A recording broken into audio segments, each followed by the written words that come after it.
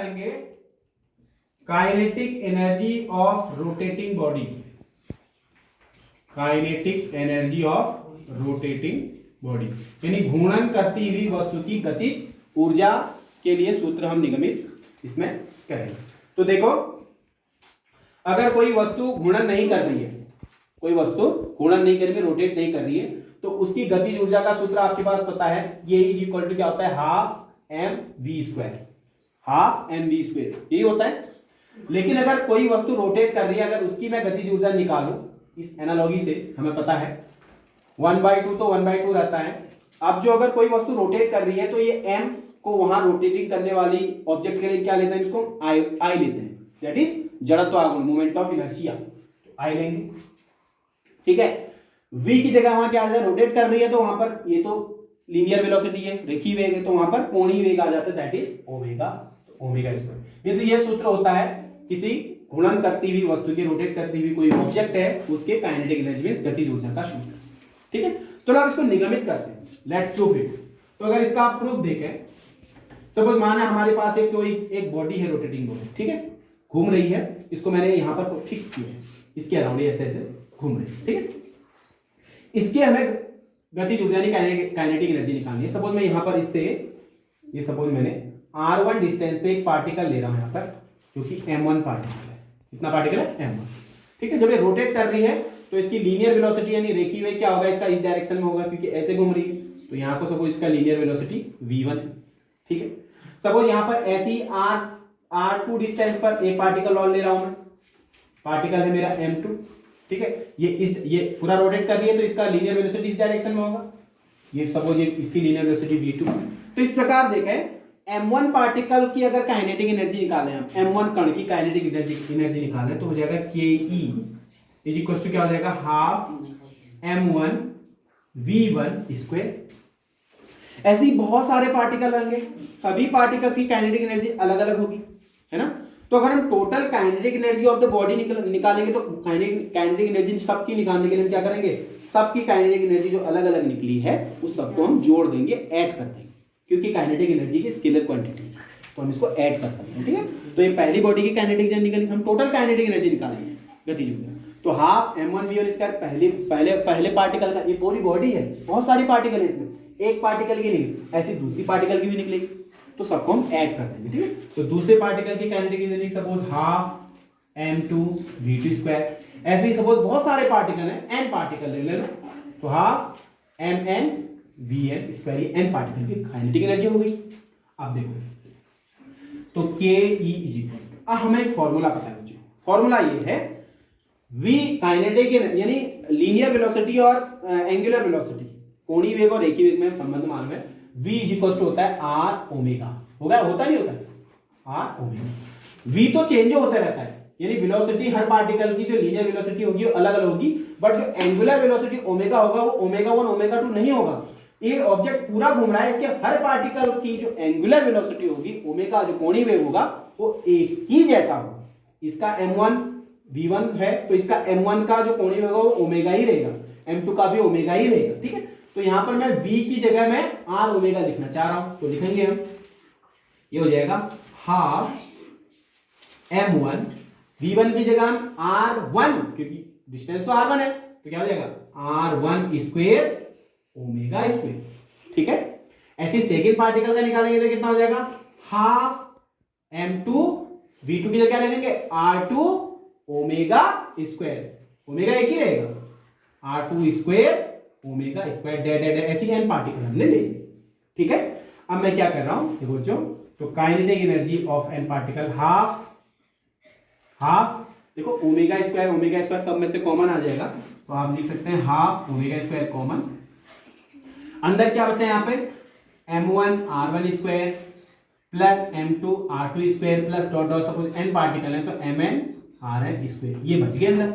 तो के is equal to हो जाएगा हाफ ओमेगा स्क्वायर। अच्छा ये क्या चीज है, देखो एम आर स्क्वायर क्या होता है आपका, मोमेंट ऑफ इनर्शिया, कल हमने पढ़ा है M R square moment of inertia, तो पहले पार्टिकल का मोमेंट ऑफ इनर्शिया, सेकंड का, थर्ड का, ऐसी टोटल मोमेंट ऑफ इनर्शिया हमारी निकल जाएगी, उसको हम क्या बोलते हैं, आई, क्या बोलते हैं, आई। तो हमारे पास काइनेटिक एनर्जी का फॉर्मूला हो जाता है K equal to half I omega square. This is the kinetic energy of a rotating body kinetic. ठीक है, तो इस प्रकार से हम सूत्र निगमित कर सकते हैं। अब हम दूसरा जो एक पढ़ने जा रहे हैं बच्चों, इसको नोट कर लो, कर लिया?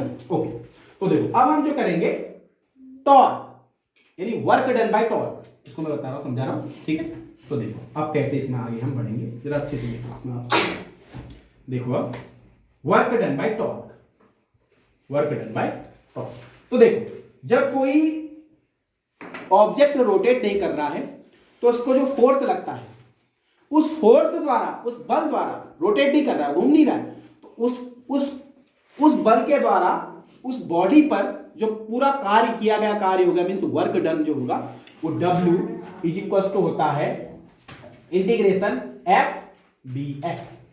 एफ फोर्स लगा, ds इसका डिस्प्लेसमेंट, तो ये वर्क डन का फॉर्मूला होता है। तो हमारा तो आज का ये टॉपिक है आपका work done by torque, TORQ, work done by torque. ठीक, तो अगर इसको हम एनालॉजी से पढ़ें, अगर रोटेटिंग बॉडी के लिए हम वर्क डन निकालें, तो रोटेटिंग बॉडी के लिए वर्क डन निकालें तो क्या हो जाएगा, रोटेटिंग जो वैसे में फोर्स लगता है रोटेटिंग बॉडी में, उस फोर्स को हम क्या बोलते हैं, टॉर्क बोलते हैं।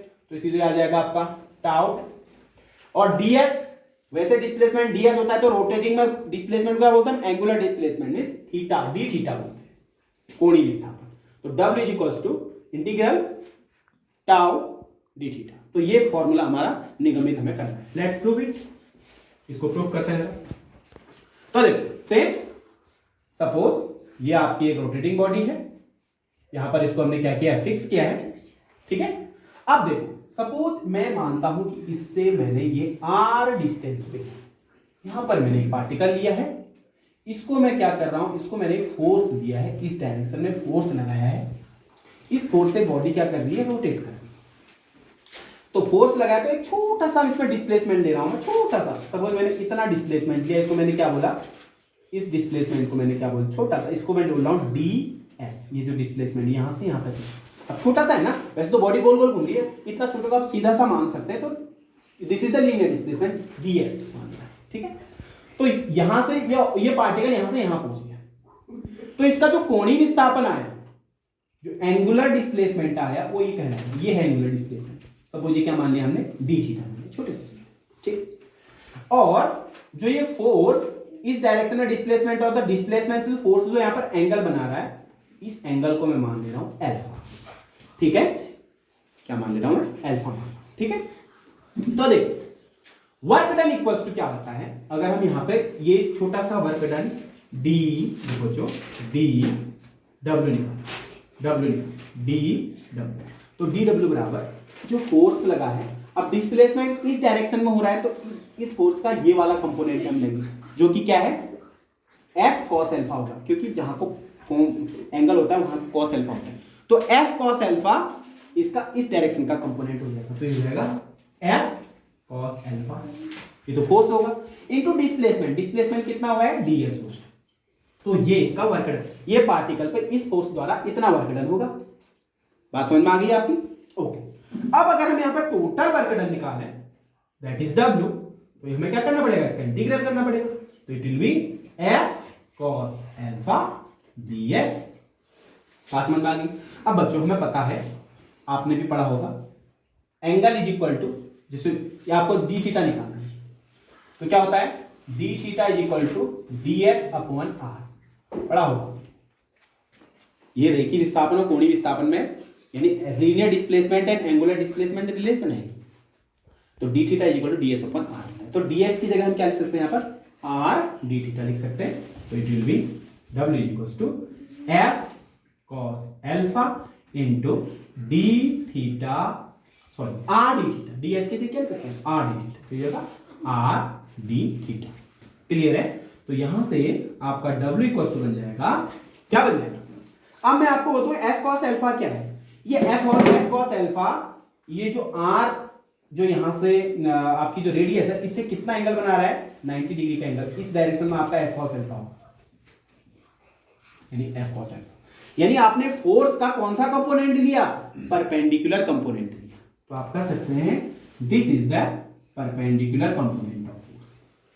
फोर्स का कौन सा कंपोनेंट लिया आपने, कौन सा घटक लिया, लंबवत वाला। तो परपेंडिकुलर फोर्स जो लगा है मींस आर से जो परपेंडिकुलर फोर्स लगा है एफ कॉस अल्फा, मैंने इस पे क्या लिखा, एफ परपेंडिकुलर, ठीक है, into R D theta.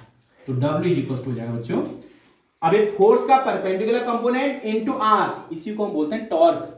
Torque is equal to F into R. तो वहां पर एफ होता है ना, वो फोर्स का डिस्टेंस जो परपेंडिकुलर फोर्स लगता है उसको हम एफ, वो वाला एफ होता है। तो ये होता है आपका टॉर्क, ये आपका आता है टॉर्क इनटू डी थीटा।